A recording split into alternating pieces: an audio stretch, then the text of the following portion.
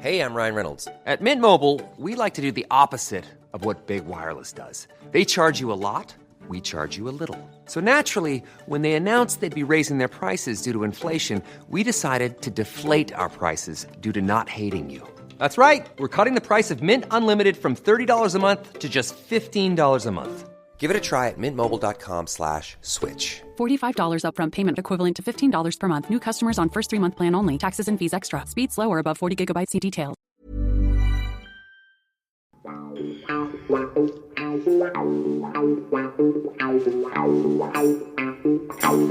Good evening, sir. Good evening. And that voice you can hear is Mr. Ben Dobson. Oh, by the way, guys, welcome to Book Corner Extra Time. Ben is on this episode to talk about his wonderful book, Too Good to Be Forgotten. I almost break out in song to the Shy Lights there, but I'm going to leave that for the Shy Lights. And I think Amazulu covered it as well. Amazulu was definitely the version I was thinking about when the title popped into my head. Firstly, before we get talking about Too Good to Be Forgotten, tell me about Ben Dobson. Where does Ben come from? And your back catalogue, and you've got a great pedigree in sports, haven't you? Oh, well, yeah, I ended up living the dream. I don't know what I did to deserve it, but I spent 25 years working for Adidas, and for the last 10 years of those, I landed on my feet looking after our cricket and rugby divisions,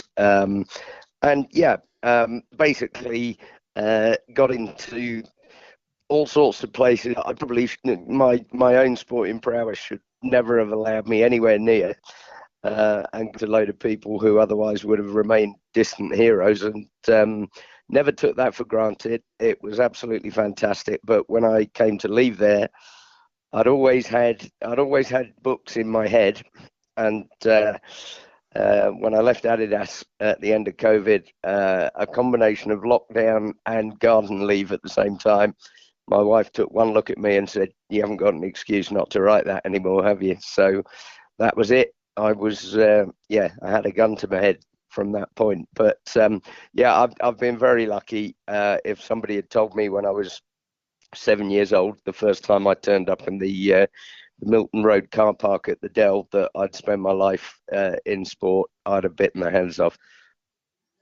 So you grew up being a Southampton fan, a Southampton season ticket holder. The Dell was your home, and then you moved to St Mary's. Where did you prefer, the Dell or St Mary's? I love the character of the Dell. I'll let you into a secret here, that although I have been to St Mary's on one of my relatively few visits back down south now, because I'm currently resident up in the Peak District, I've never actually set foot inside it, and that's not a statement that I'm trying to make there, but it is in some way linked to what I consider to be the romantic nature of the book. Maybe some would call it nostalgic rather than romantic.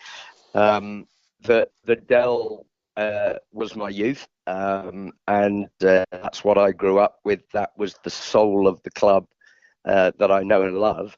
And it was partly circumstance that had taken me to the north of England with Adidas, and partly the fact that I was working on weekends in other sports. But I've never actually set foot inside the stadium. And I do actually have, the book, as Opal, concentrates on three clubs at the time in Forest, Ipswich and Southampton. And I do have a degree of envy, I suppose, for those Ipswich fans. I definitely feel a certain kinship with them. But the fact that there's going to be a game in 10 days' time, which we hope will be a promotion 6-pointer at Portman Road between Ipswich and Saints, that's going to be at what I would consider to be still a proper football ground in Portman Road. We knew that we had to move on from the Dell if we wanted to compete in the modern world, but it still has a large part of my heart, and So I will make my debut at St Mary's one day, but I've not been in there yet. So the Dell is my place. Fantastic. And you did reference those three fantastic football clubs, and they were managed because football clubs back in those days pretty much had a manager for maybe a decade or more. My team, Birmingham City, have had 6 managers this season, and we're not yet at Easter. It was a different game back then.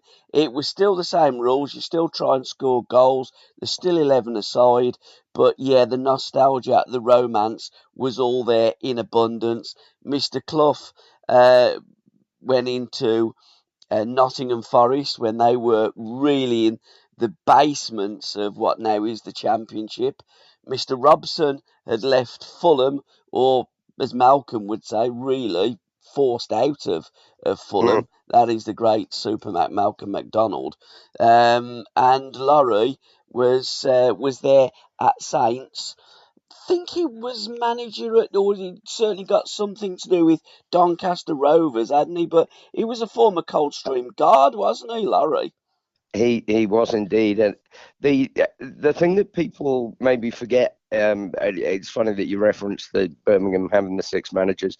Both Bobby and Lawrie had serious tough times when they first arrived at the respective clubs. Both had come off the back of sackings in lower divisions. Both were seen by fans at the time as slightly underwhelming appointments, and both of them had a lot to try and turn around when they got there, including some player power in the dressing room, which forms an interesting part of the story. But what they both reference is what they called their old world board of directors that supported them. And I think it was John Cobbold, the unbelievable old Etonian who was in charge at Ipswich, who at the time people were calling for his head, said of Bobby that our manager's name is not written on a chalkboard with a wet sponge hanging next to it. And both Bobby and Lawrie, Saints fans and Ipswich fans, will have to accept the fact that that some of their ilk back in the day were calling for their heads before the good days came along, and the boards that they had that supported them. Lawrie made quite an interesting point to me when kindly he agreed to write the foreword to the book.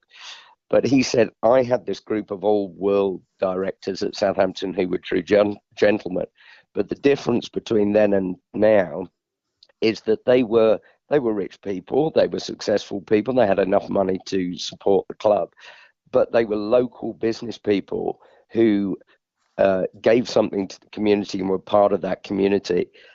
Whereas these days, Lawrie says, all I hear is the word owners. Yeah. There were no owners in our day. There was a board of directors and there was a community. And that was very interesting. Every club had people like that on board. And I remember doing a podcast with Paul Fletcher, and he was telling me about the infamous Bob Lord at Burnley. You would have someone in a town or a city that did good, invested their money into the club that they loved. It wasn't just their club, it was our club. Why did you pick those 3 managers, or was it the 3 clubs that you wanted to? How did you formulate the 3, not 4, not 2, but come to that magic number of 3? And will there be a follow-up to Too Good to Be Forgotten? Well, there were a couple of ways in which I came to it. The first was that my first book, Chasing Rainbows, I'd written a couple of years earlier, and that was a bit of a nostalgic take on the purgatory of being an English sports fan, and how over 47 years of following England in various sports and Southampton and etc., I'd probably had about 6 moments of true elation. Yeah. But being a terrible old nostalgist, as anybody that listens to this or reads the book will soon pick up on, it took me back to that era when I grew up with Lawrie. My years being a season ticket holder at Southampton basically bookended Laurie's, and therefore I'm eternally grateful to Lawrie for being, as responsible as anybody for the happiness of my childhood. But it took me back to that era, and it took me back to an era when, with my club now in the Championship, I was thinking about those days when provincial clubs like ours, um, unfashionable clubs, could actually, with the right management, the right ambition, they could achieve special things in a way that, unfortunately, without being too melancholy about it, is not going to happen again. No.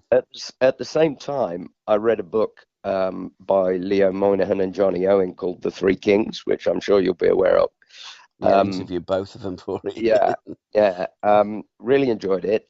And that was all about Busby, Shankly, and Steen, and the fact that these guys came from within 30 miles of each other in Glasgow. And I suddenly thought, when I thought about Lawrie, I thought there's a parallel here. Who were the clubs that broke the mold at that time, 75 to 85? And it was Ipswich, it was Forest, it was Saints. And they had three managers who were all, the more I looked into it, the more strange synergies there were, that they were all born within 3 years of each other, within 40 miles of each other, in the hotbed that is in the northeast of England. Yeah.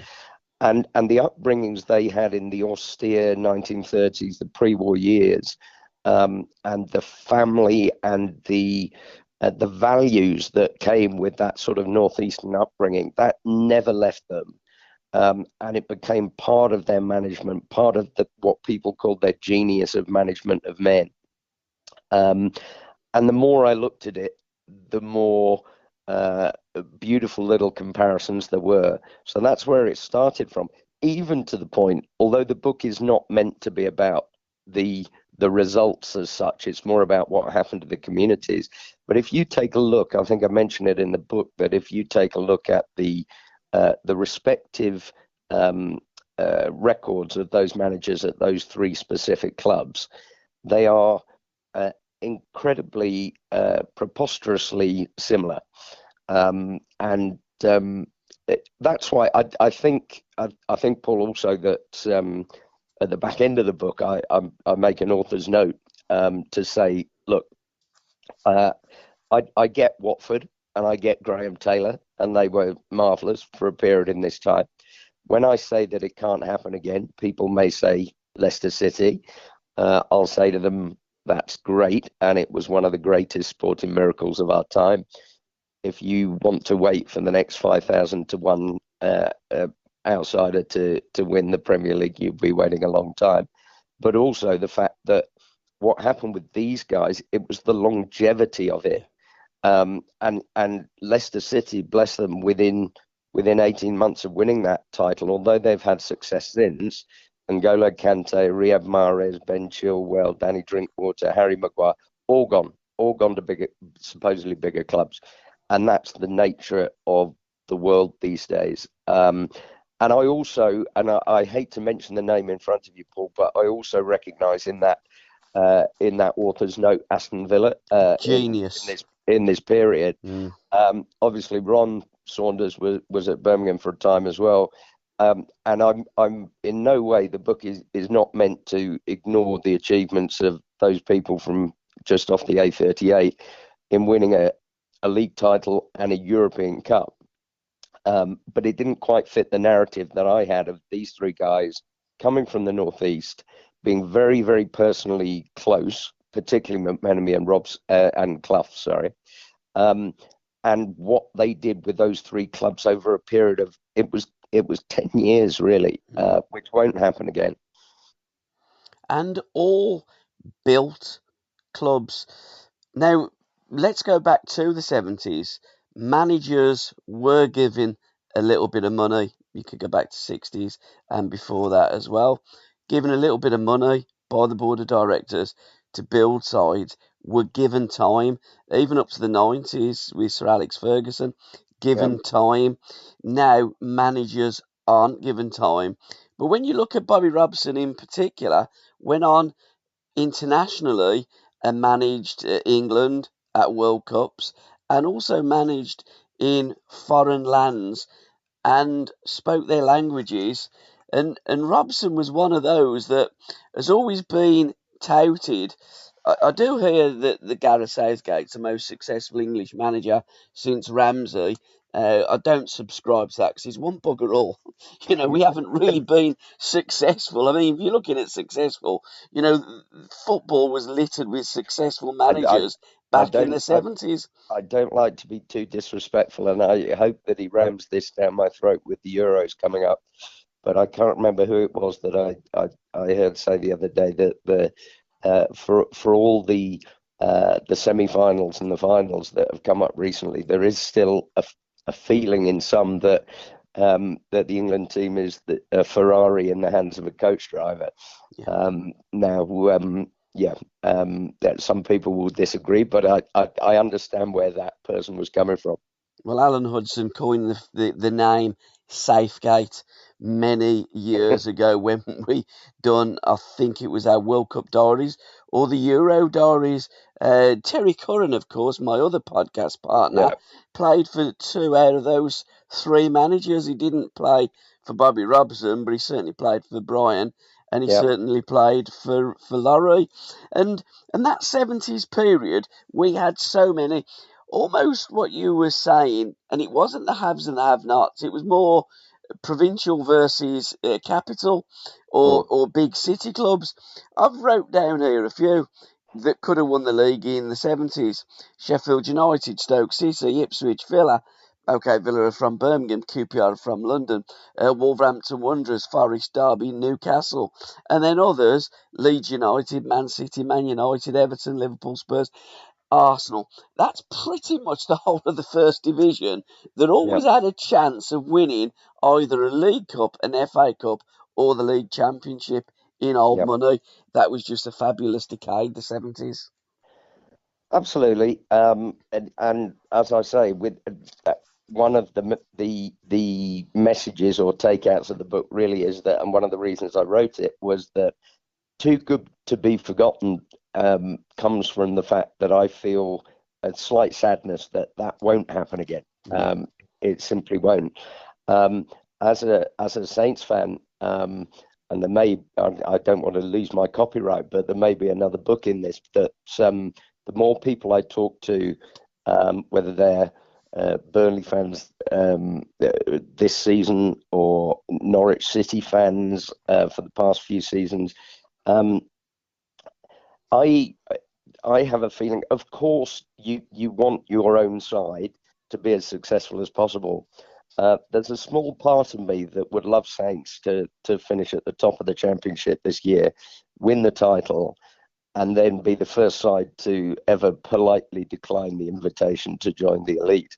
Because when you look at there's an element of a fool's paradise to that place for clubs like ours and Ipswich's now. Ipswich will have a whale of a time if and when they go up, because they haven't been there for a while and everybody wants to go to Old Trafford and that sort of thing. That's fine. But as a Saints fan, that when you've spent 5 to 10 years battling for that 38 points every season, and that is the limit of your ambitions, it becomes very wearing. And when you go back down into the Championship, the sense of community that I talk about in the book has come back to the club this season. From that division, you start at the beginning of the season, you have no idea whether you're going to finish bottom or you're going to finish top, and that can't happen in the top division anymore.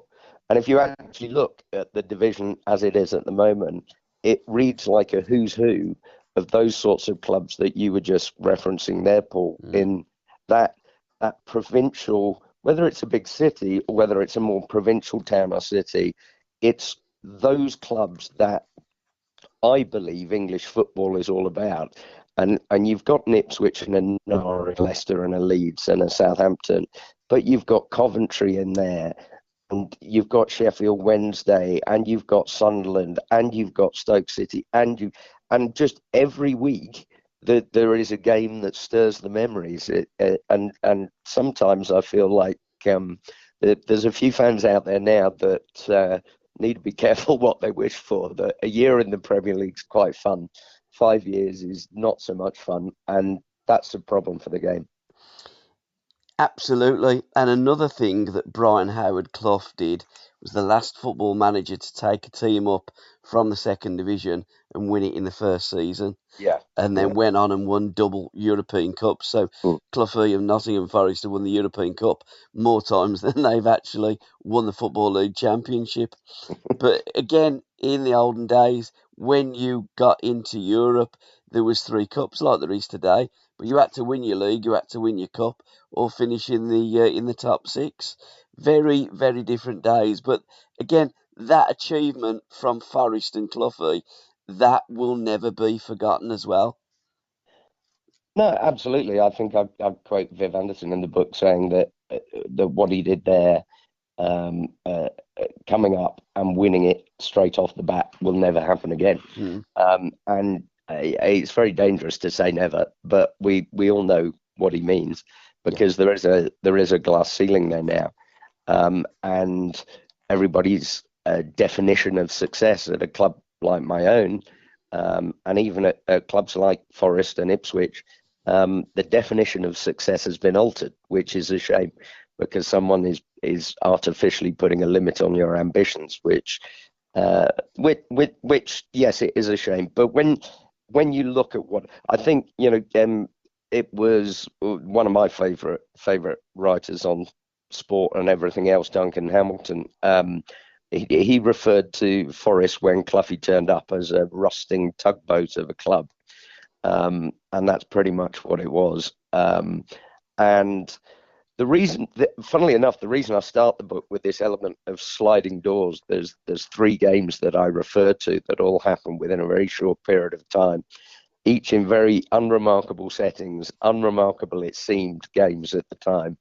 But they were games that were on a knife edge, and if they'd flipped the other way at the vital moment, this story may very well not have happened. And people forget the fact that although Clough performed his miracle at Nottingham Forest, it didn't happen straight away. After 18 months, Clough was not really any more dramatically successful than Robson and McMenemy had been in their first 18 months at their clubs. And we came to the final game of the second division, as was in 1977. And Forest, as befits Clough, having finished their season, not being able to do anything else about it, were on the plane to Cala Milor in Mallorca. Brian, Peter Taylor and their squad, leaving Bolton and Wolves to play out a game that, had Bolton got even a point from it, they would have been the firm favourites to take the 3rd promotion spot, and Forest wouldn't have gone up. And you can still YouTube it. In the last minute of that game, Bolton had about 3 opportunities in the 6-yard box, which they didn't take. Wolves won the game 1-0. In that moment, Forest were promoted, and Tony Woodcock said to me when I talked to him for the book, he said, everything changed in that moment. And it wasn't us. Somebody else had done it for us, but everything changed in that moment. We were able to go and strengthen. We bought Shilton, Gebel, Burns. And without that, things would have been very different. It's not to say with a manager of Clough's genius that things wouldn't have happened for Forest, but it's a fact that if Bolton had not gone up that season, if they'd scored one of those goals against Wolves, then they would not have won a title in 78, and they would not have won 2 European Cups in the subsequent years. So sometimes, fate takes a hand. But there's an American author called Marissa Mayer, who I quote in the book, as saying, and I like this quote, that says, maybe there's not such a thing as fate. Maybe it's the opportunities we're given and what we do with them. And to me, that sums up those 3 managers. The sliding doors may have opened for Clough, but he burst right through them. I think even if they were slightly ajar, Clough would have just gone through them like Billy the Kid, like Stan Bowles used to at 5 minutes to 3 into the Loftus Road dressing room. Right, who we playing? Get me boots on, get me kit on, let's go. Wolverhampton Wanderers that day in May. Neil Watmore scored against them and had a goal disallowed. It was that touch and go. Bobby Gould played in goal, didn't they? They had to put Bobby in goal, and also the goal that Kenny Hibbett scored. I did ask Ken if Brian Clough had sent him a crate of champagne, and he said no, that he didn't, because in Clough's way, they got promoted themselves, not by what Wolverhampton Wanderers done. But No, Gerald Sinstant on commentary said of the free kick, a well-rehearsed free kick. It wasn't.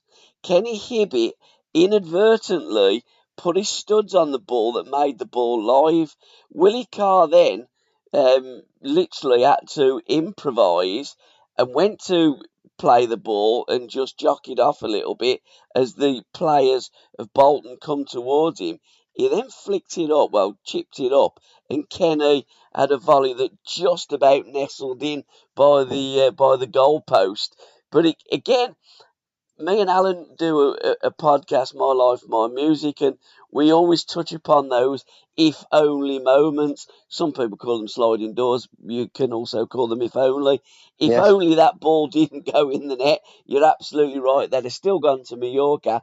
Terry Curran was on the plane that yeah, day as well, and they'd have yeah, probably just had a jolly up and prepared for life yeah. in the second division for next season. But Well, the one of the synchronicities as I looked into this, it was remarkable how many synchronicities there were between the three managers and the three clubs, and the way the story developed.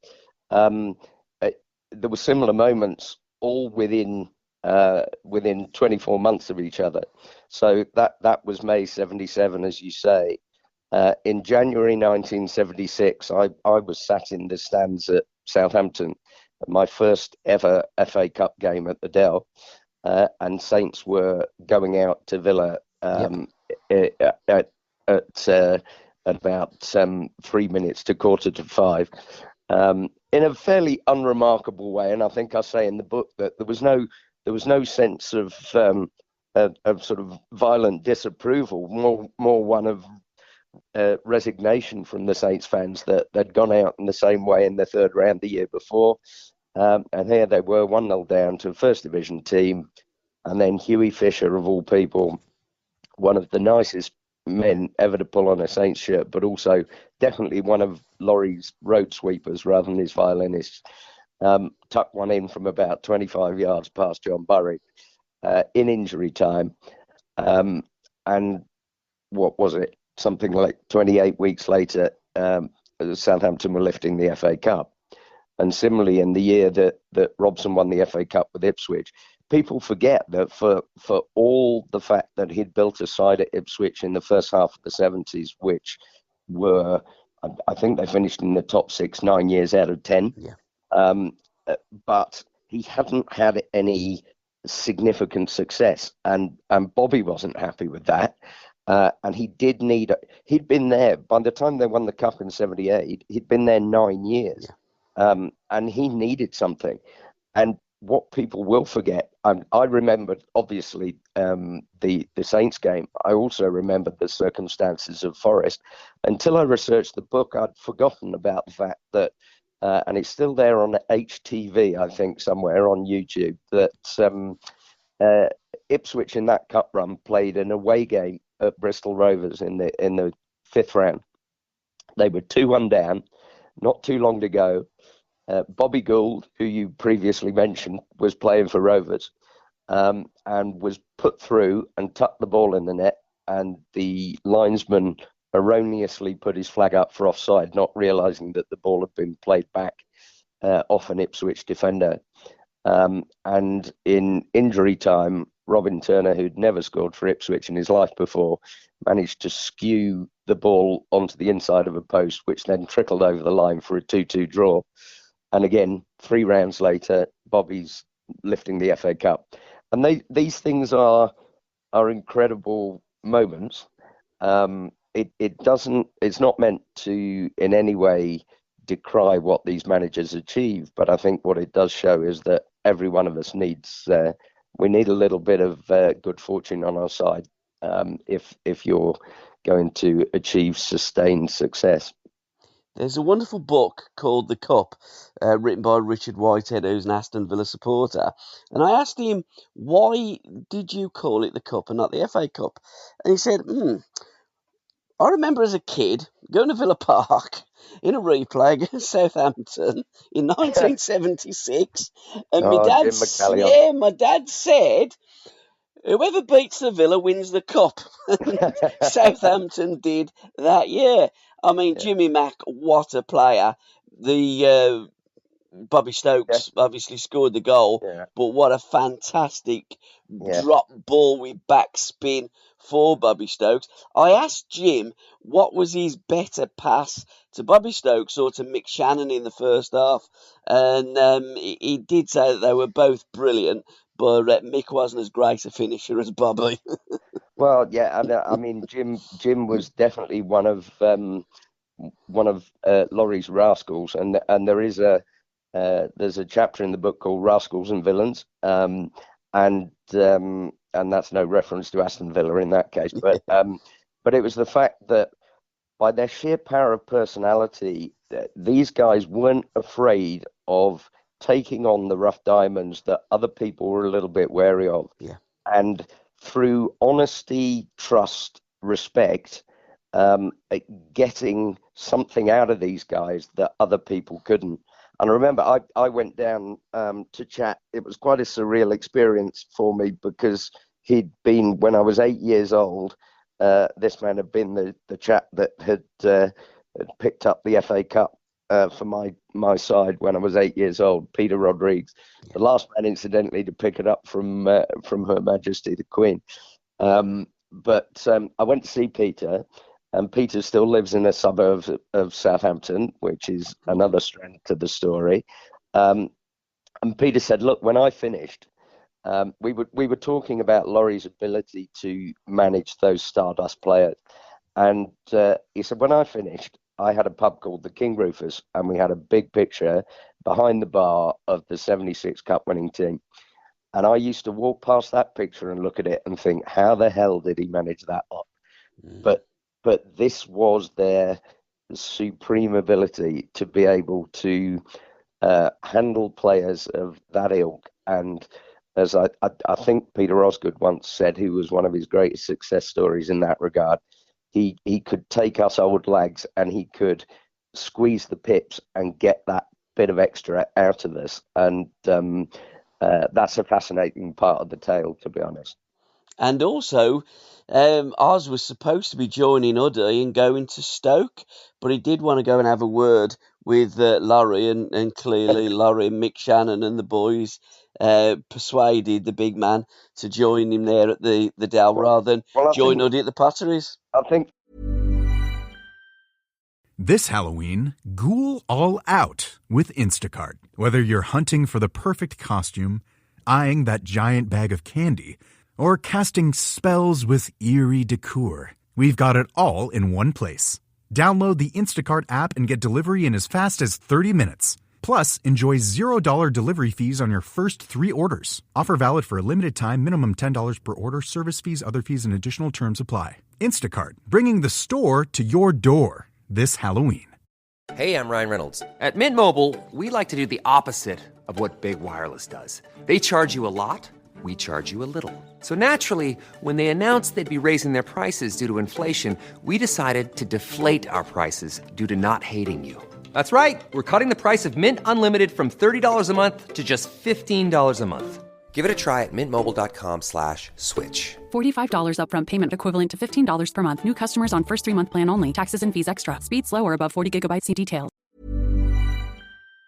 I think there were maybe 2 reasons. One was the fact that Ozzy suddenly realised that if he went down there and got together with the likes of Mick and Brian O'Neill, then there would be some regular trips to Ascot and Newbury and Windsor, which I think played a certain part in the way that Lawrie also brought the likes of Alan Ball and Kevin Keegan into the club.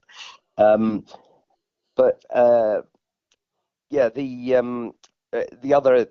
other element I think for somebody like Ozzy was, and all three managers did this again. As I looked into it, I realised that it was another shared trait and characteristic, that if they'd identified the guy that they wanted, they would not let him go. And this was the day long before agents and directors of football and this, that and the other. And Lawrie simply, Ozzy told a story of Lawrie coming around to see him. He went round to Laurie's house. And as he came in, he was slightly surprised to see Lawrie locking the front door after him. And he basically said, "You're not leaving this house until you sign for Southampton." And I think joking aside, he did the same thing with Borley. And it made an impression on these guys that, if he wants me that much, this is a place I need to come. Yeah. And Lawrie had this incredible bearing and personality about him that people maybe underplay. I was very conscious when I started the book that there's a lot of books out there about Cloughy, plenty out there about Sir Bobby. It's why I wanted to write it from a slightly different perspective, which I hope I've done. But I may be biased, but I felt that not enough maybe had been written about Lawrie, and that actually what he achieved, it may not have been the same number of trophies, but the sorts of things he achieved were every bit as impressive as his mates. But he didn't just, he did play in 2 cup finals, didn't he? Well, he didn't play, he managed in 2 cup finals, League Cup in 79 and of course in 1976. And as it is in Jim McCalliog's autobiography, Wembley Win, Wembley Woes, the second one was a woe. But there was a garden in Eastleigh, I believe it is, where Terry used to live, that had got a piece of Wembley turf in the that it's pretty much like stuck into his grass. I do believe Terry took it with him when he went back up north, but it was there for a certain time in Southampton, because Alan Ball said to Terry, "You might not play again at Wembley TC." So you had tankards in those days. So Bawley got a lump of turf from Wembley, stuck it in Terry Curran's tankard, and he put that in his grass when he got home. But the other thing, Paul, was that the cups in those days were significant. I mean, one of the reasons that these three guys have this connection to the community and are revered in the way they are, it was one of the fans that I talked to, because the book involves conversations with a number of fans, because it was supposed to be just about them and what it meant to them, what these managers did for the towns and the communities, as it was the results. One of those fans actually said to me, it was because they did things first, and nobody else is ever going to be able to win Forest's first title, or Southampton's first FA Cup, or Ipswich's first FA Cup.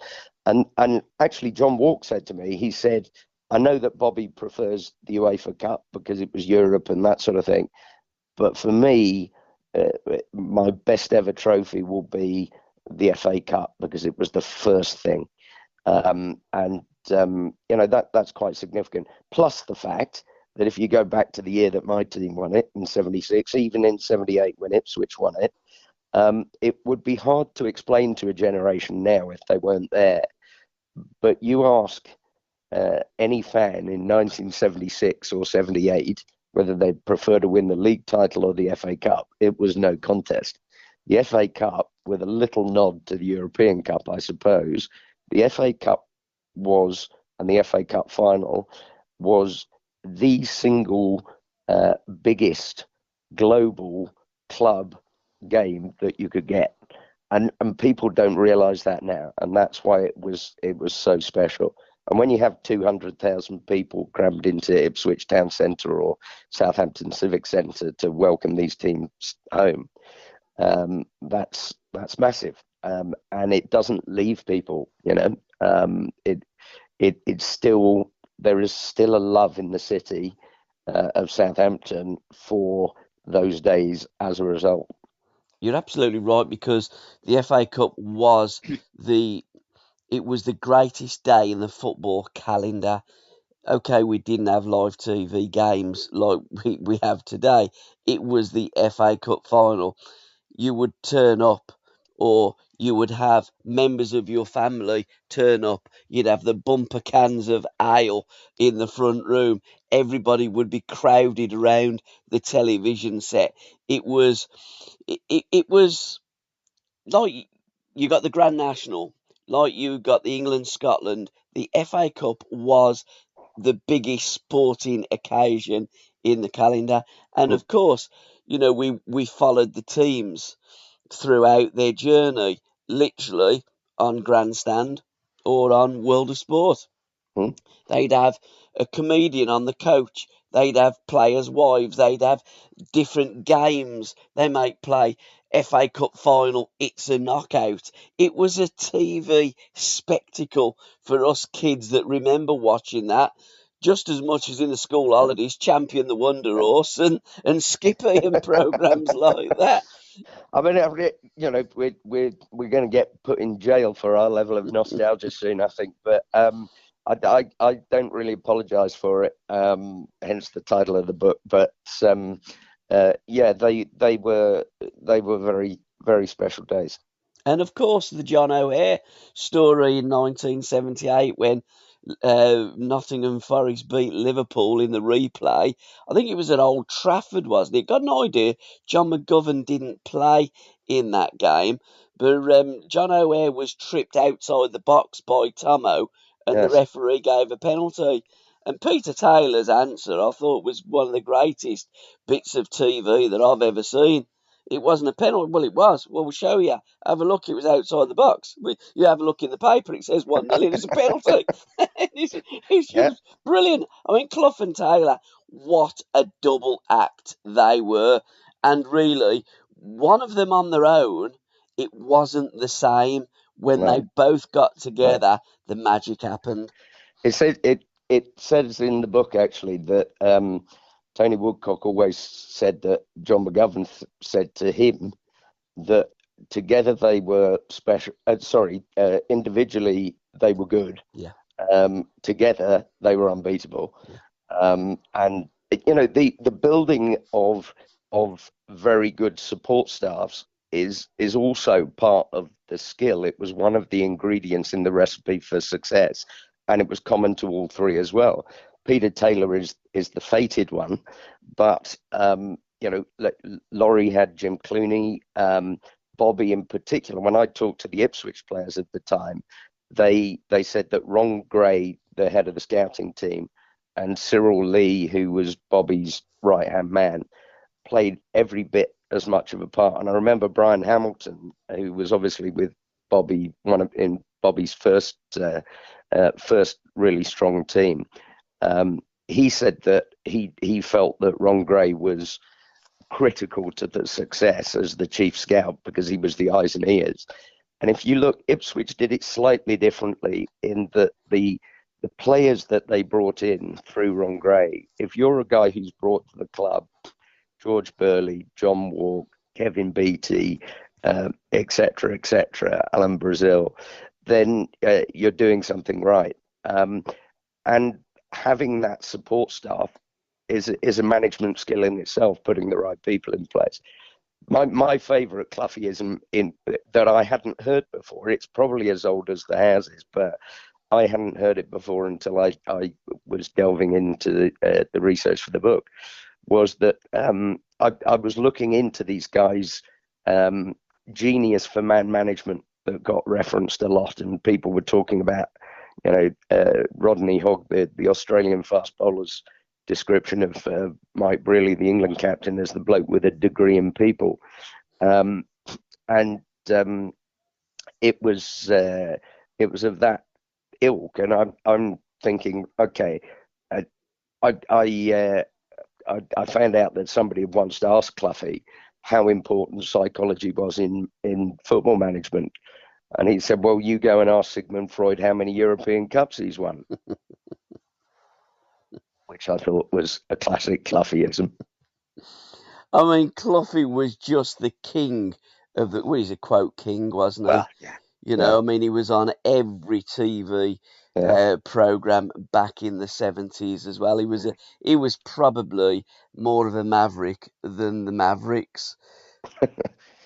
No, absolutely. And I mean, the other thing that came up in the book is this distinction between a lot of people referred to this genius for man management, and I was interested to know whether these guys would have bridled at the fact that people were suggesting they were man managers rather than coaches, because they could coach, they just coached in a very different way.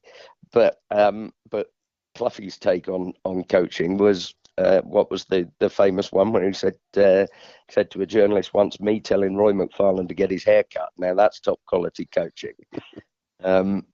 But it's an interesting area, the coaching versus man management. Forrest hardly trained. No, absolutely. And I mean, Russell Osmond told me a couple of tales about Bobby at Ipswich, which kind of related to these things. The first one was simply to say, look, we didn't do a lot of. I asked him whether Bobby did much in terms of tactics versus the opposition, studying the opposition, because I knew darn well that Clough didn't. And he said, well, no, he didn't. We kept it simple. We believed that if we passed a player with the same coloured shirts on, if we were on our day, we could beat anybody. He said there was another reason with Bobby, and he said the problem was that we know that Bobby used to have a few problems with names, and he said he always used to call Emlyn Hughes was always Elwyn. And the Watford striker was always Bluther Lissett. And he said, so funnily enough, we didn't do a lot on the opposition for fear of dying of laughter. But he did also make a more serious point when he said, in terms of coaching and management, Bobby didn't do, none of these three did a lot of what you would call technical coaching to try and improve players technically. What they did was they took a player. They didn't worry so much about their weaknesses. Somebody else could cover those. They put them into a role in the team which would exacerbate their strengths and make the team stronger. But they would do things subtly. So Russell said that he'd been playing in the first team for a while, and Bobby came to him and said, why can't you play a bit more like Bobby Moore? And he said, well, easier said than done, I thought. And he said, well, what do you mean? And he said, you're forever charging around and flying into tackles when actually just go and have a look at Bobby Moore. And he said a couple of weeks later, we went away and we played at Manchester City. And I barely broke sweat all game. I think we won. And I came into the dressing room and I thought I was in for a rollicking. There was barely a bead of sweat on me. And he said, now, that's how to play. And he said, but I didn't do anything. And he said, it was because you didn't have to do anything. You read the game, you intercepted the ball, you didn't make a tackle. And he said, I suddenly realized that coaching, possibly, but it was certainly good management. It was very, very subtle the way they did it. And that, Tony Woodcock gave me another example with Clough, which I would go into if we had the time. We certainly have got the time, sir. Well, I'll give you Tony's. Tony basically said that Clough only ever said two things to him in his life that he felt could be deemed as relating to a bit of coaching, but not in the normal sense. And he said, I recall the first leg of the European Cup first round tie when they were drawn against Liverpool, the holders. Their first game in Europe, wasn't it? Yes, it was. And they were playing at home, and Clough just pulled him to one side before the game, and he said, young man, I would just have it in your mind tonight just to play a little further right. He said, I'm not talking about playing on the right wing or this and the other. Just be conscious of moving a little further right occasionally. And Tony didn't really know what he was talking about. And he said, but if you look at that game, both of the goals that took us through to the next round came from my crosses from the right-hand side that Colin Barrett and another, can't remember, put into the goal. And he's right. And he said, I came off and I suddenly realised he'd been clever. And I didn't know, he never explained to me why he'd done it, why he'd said it, but he'd seen something and he hadn't made a big deal out of it. It just sort of coasted in the same way as John McGovern said that, Clough signs Kenny Burns, your star striker. Yeah. And poor old Kenneth, as he used to be referred to, was told that he was playing at centre half. And McGovern says that Clough never once felt the need to explain to Kenneth why he was playing in this position. And 12 months later, he was the Football Writers Player of the Year. And that was justification enough. And it was, when people talk about a genius for man management, and they all had it, all three of them had it, it was that ability to say the right thing at the right time without overcoaching people, with keeping things simple. He was just an absolute genius. I remember Terry Curran telling me that when he bought Terry into to Forest, I think they won they'd won a League Cup game 5-0. I can't remember who it was against or where it was, but he took Terry Curran down. He says to Martin O'Neill, "Young man, he's taking your place in the team." And Clough would do stuff like that. He'd say to Martin O'Neill said to him, didn't he, "Why am I in the reserves? Because we haven't got a third team." and he was just a genius. Kenny Burns watching the other one that Johnny Owen done about Nottingham Forest, about the winning the championship and then the European Cup. And Kenny Burns, they were on about training, and he said, "We get a free kick it. Just kick it at the goals. Yeah. What we're going to do if we get indirect free kick? Well, pass it and kick it." Yeah. and these were just basic, simple stuff that Clough would do, and the players just Well, it was done for a reason. Paul. It all seemed like a bit of fun and on the hoof, but it was done for a reason. I remember Stuart Pearce on TalkSport. I heard an interview whilst I was writing the book where he talked about the fact that Clough would always try and do the diametric opposite to what people were expecting because he wanted them on his toes. But this idea that all he was a guy putting fear into his players is totally wrong. And Clough himself said, Martin O'Neill might disagree with him, but Clough himself said, "I never wanted a player to go out on the pitch feeling fear because I'm not going to get the best out of them." But there's a piece that I refer to in one of the chapters where Martin himself tells the story. I think in the book that he wrote last year, where he says that he'd been playing for Browne for 5 years. He'd missed the 1979 European Cup final, which had really hurt him. Yes.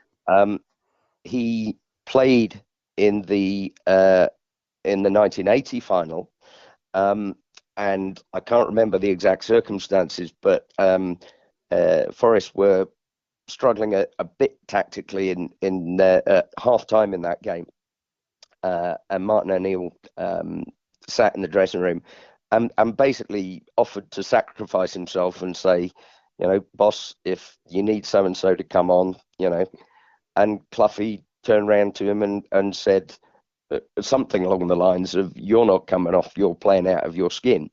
And Martin O'Neill said, "I'd waited 5 years for that line.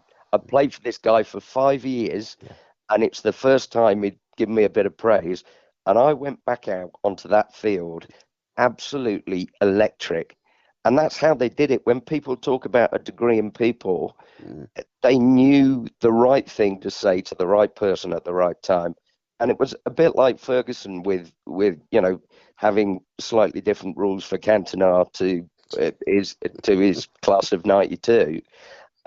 He realised that you have to have different strokes for different folks, and these three managers would do that, not to the point of, I mean, John McGovern did say he would say that Clough wouldn't change based on your personality. You had to change for Brian. Yeah. Brian never changed for anybody. But there was a subtlety for the way that Brian would. Piercy was saying in his interview, if you'd gone away with England, you could be damn sure that when you got back, he'd do something that would pull you down a peg or two in front of the dressing room. Yeah. But if the crowd were having a go at you and he rated you, then he would jump out and tell the crowd to shut up and say, I believe in this lad, get behind him. And players, the word that I heard more often than any other from the players of all three clubs I talked to was togetherness. Yeah. And an esprit de corps that they built. And that moved mountains. That was the thing that more than anything else allowed them to achieve more than the sum of their parts. And that was all down to these three managers and the way they managed. And to be honest, again, at the end, when I talk about legacy, I talk about precious memories, but I also talk about timeless lessons, because it shouldn't be forgotten that these guys have left a blueprint that a lot of people are following these days. And Ferguson refers to Bobby Robson. So does Pep Guardiola. So does Jose Mourinho. They all reference Sir Bobby as being a guy that they learnt so much from. And the blueprint that they laid down in terms of the simplicity, the ability to release the pressure on their players, to believe in them, to give them trust, to give them honesty, to play in a simple, entertaining fashion. That's not just being portrayed by Pep Guardiola at Manchester City now. For God's sake, it's being portrayed by Ben Stokes as the captain of the England cricket team. Yeah. It's not rocket science, but people sometimes overcomplicate it. Football is a simple game, and you're right. Sadly, some people do try and overcomplicate it. Back in the 70s, they didn't. They simplified it, and players knew what they got to do. I remember Alan telling me, Tony Waddington said, I'll never tell you how to play football. I bought you because I know you can play football. And that seems to be the message from so many former players that I've had the pleasure to interview and work with. And the managers, I think those managers of the 70s were absolute genius. And you talking about Bobby Robson and his lieutenants, Tony Barton done pretty much the same with Ron Saunders.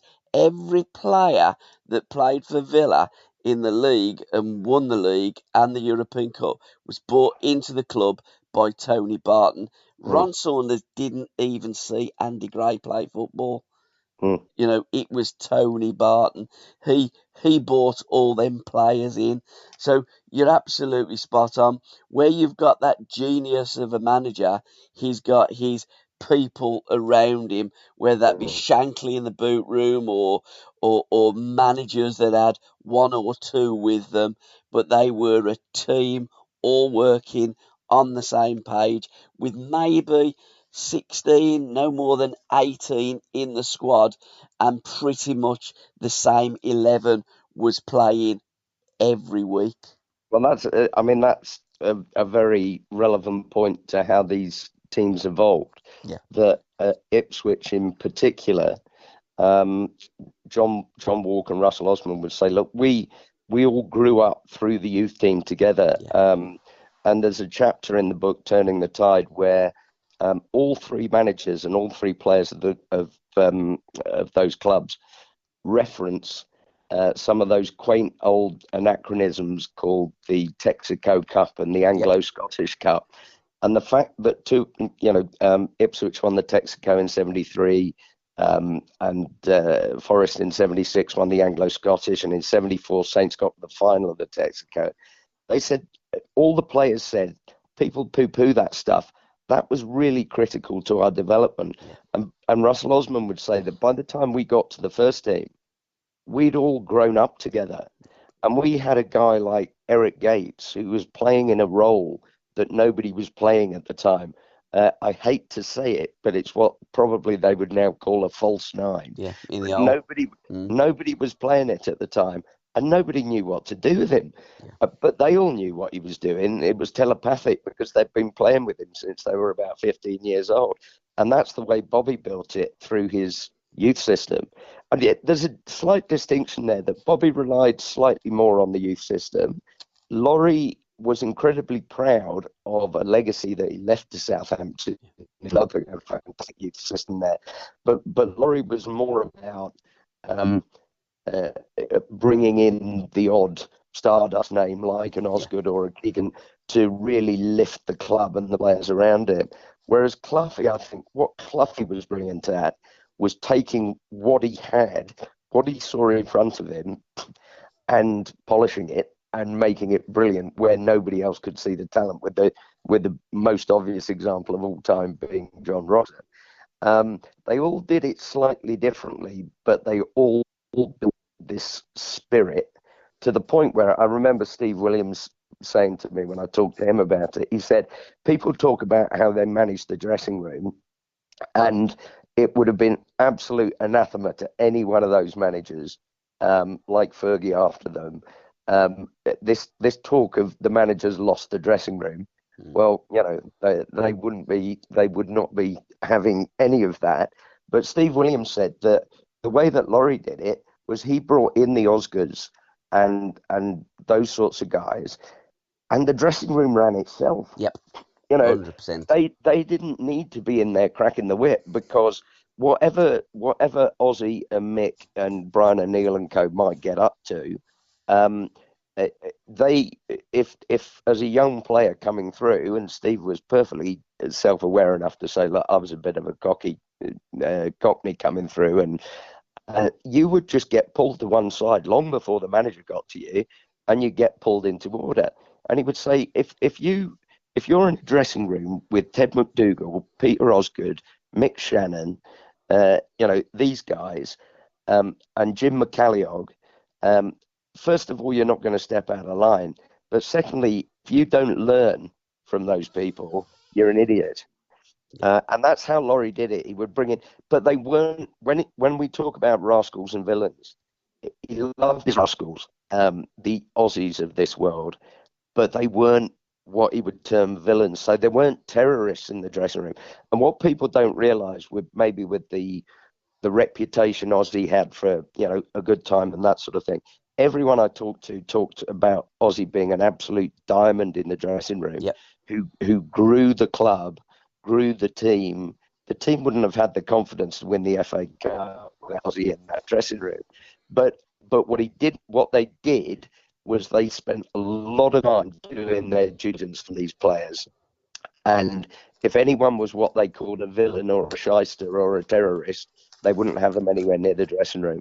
But some of those guys, and you clearly know Alan Hudson very well, they're not always exactly what their reputation suggests that they are. And Aussie was an absolute diamond. Absolutely.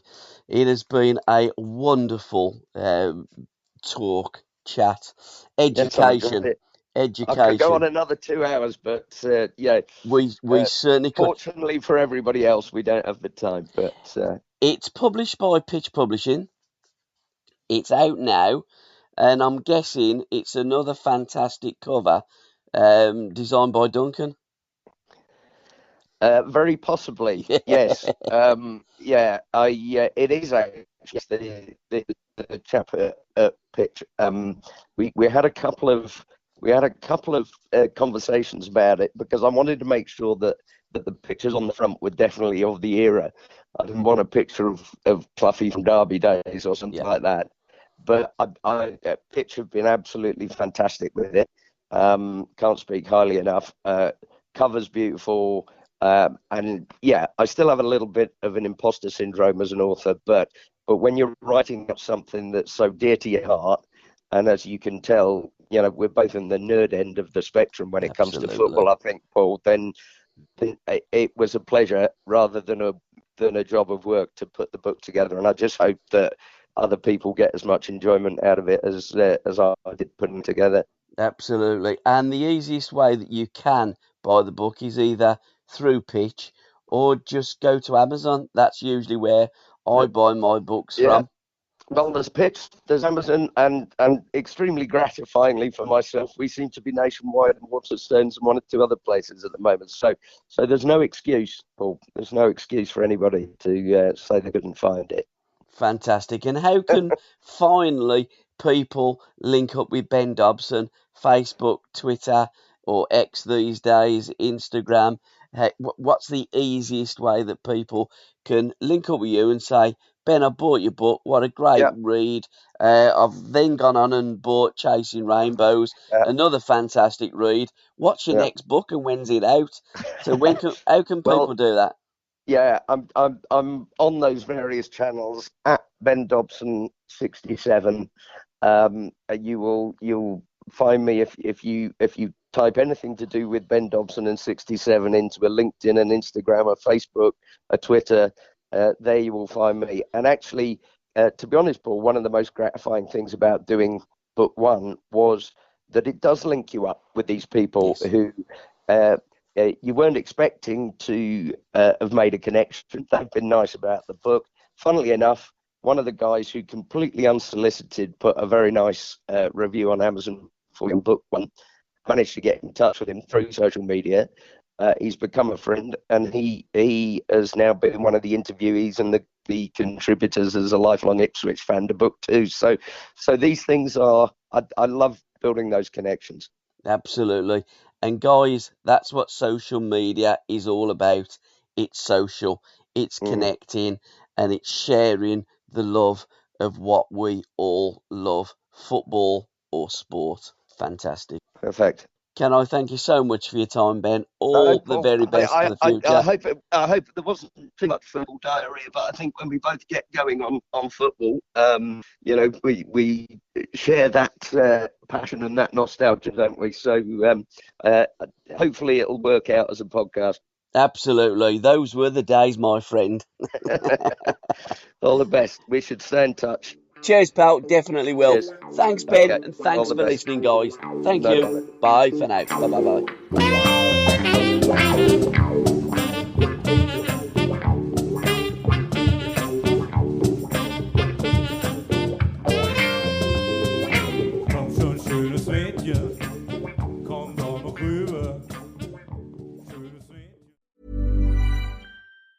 I'm Tim Kaine, and I've worked hard to pass legislation that makes life better for Virginians, like passing laws lowering prescription drug costs, capping the cost of insulin at $35, bringing good-paying jobs into our communities, and helping Black-owned businesses grow.